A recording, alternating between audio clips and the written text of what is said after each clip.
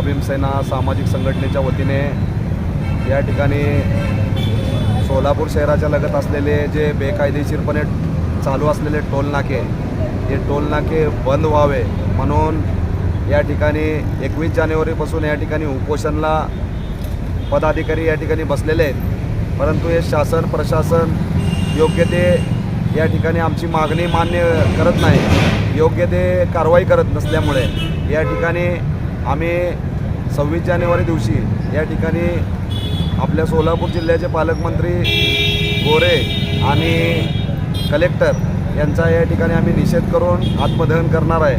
आणि वारंवार मी सांगतोय की हे टोलनाके बेकायदेशीर कसे आहेत, कारण मी तुम्हाला पुरावे देतोय, तुम्हाला सर्व काय निदर्शनात आणून देतोय।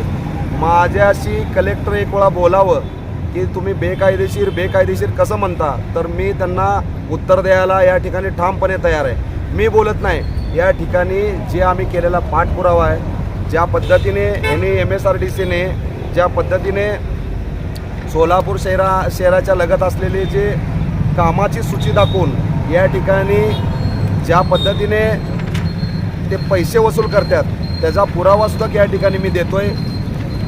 मी बेकायदेशीर म्हणतो, याचा अर्थ बेकायदेशीर आहे का नाही याचा आम्ही पूर्णपणे पुरावा देऊ शकतो। आणि ती बाब माननीय सोलापूरचे कलेक्टर यांनासुद्धा या ठिकाणी माहिती आहे। आताच भारतीय राज्य महामार्ग प्राधिकरण अधिकारी कासर यांनाही या ठिकाणी मी बोललो आहे, तेही सुद्धा म्हणतात की तुम्ही कलेक्टर ह्याच्यात कारवाई करू शकतात।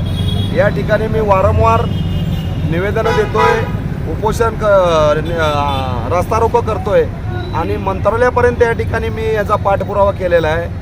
महानगरपालिकेत पत्र दिलेले आहेत, MSRDCला पत्र दिलेलं आहे, भारतीय राज्य महामार्ग प्राधिकरण यांना पत्र दिलेलं आहे, तरी देखील कारवाई का नाही?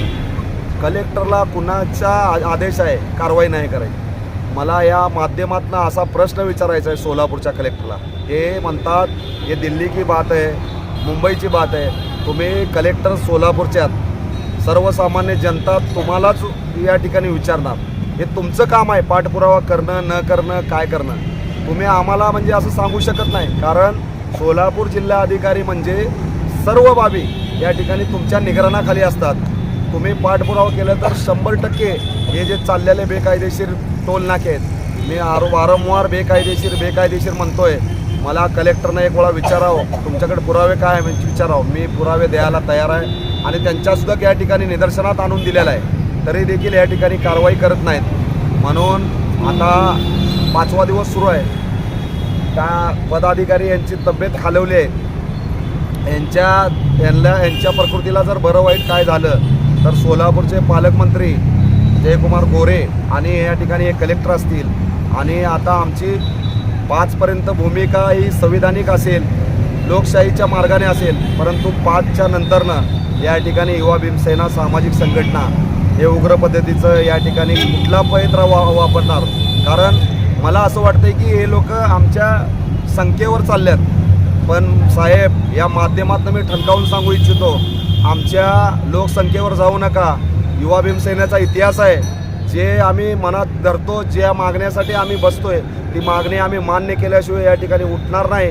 आणि या पुढचं उग्र पद्धतीचं जे काय होईल त्याचा जबाबदार हे प्रशासन असेल, कलेक्टर असतील आणि जयकुमार गोरे जे सध्या पालकमंत्री ते असतील। आज 5वा दिवस आहे, एकही कुणाची भेट नाही, या आंदोलनकर्त्याला भेट दिलेली नाही।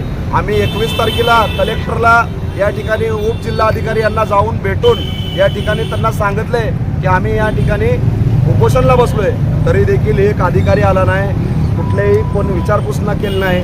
हे साफ म्हणजे सर्वसामान्य लोकांच्या टाळूवरची लोणी या ठिकाणी शेतकऱ्याला फसवण्याचं काम या माध्यमातून कलेक्टरच्या माध्यमातून सुरू आहे। मला तर असं आता शंका येते की याच्यामध्ये माननीय कलेक्टर साहेबसुद्धा काय सामील आहेत का, असा सर्वसामान्य जनतेचा प्रश्न आहे, सर्व सोलापूरकराचा असा प्रश्न आहे।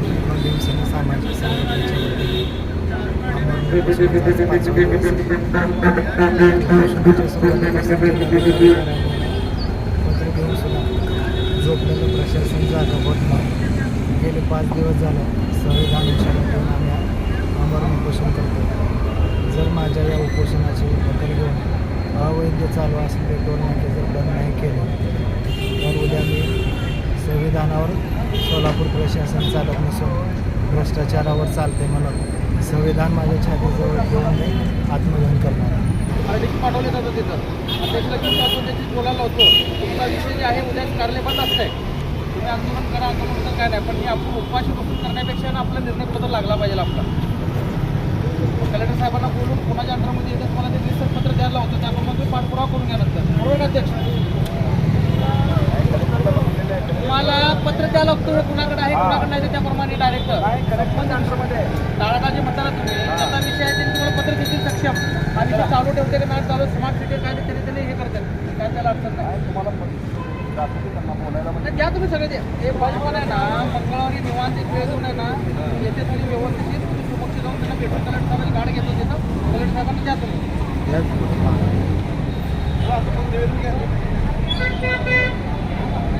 गाडी साहेबांना ऐकून घ्या मला काय काय नाही द्या ना ते ऐकून घ्या आणि ते लगेच पण कलेक्टर साहेबांना जाऊन लगेच सांगावं ना आता पडत. हां आणि उद्याचा टाईम देऊन मंगळवारी आम्हाला टाईम काय ते तुमचं निर्णय लेखी पत्र द्या म्हणून काय काय नाही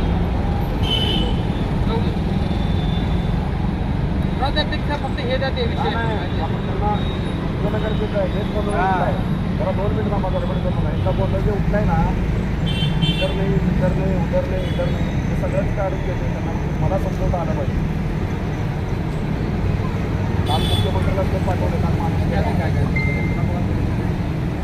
मंत्रालयात सुद्धा ते सार्वजनिक बांधकाम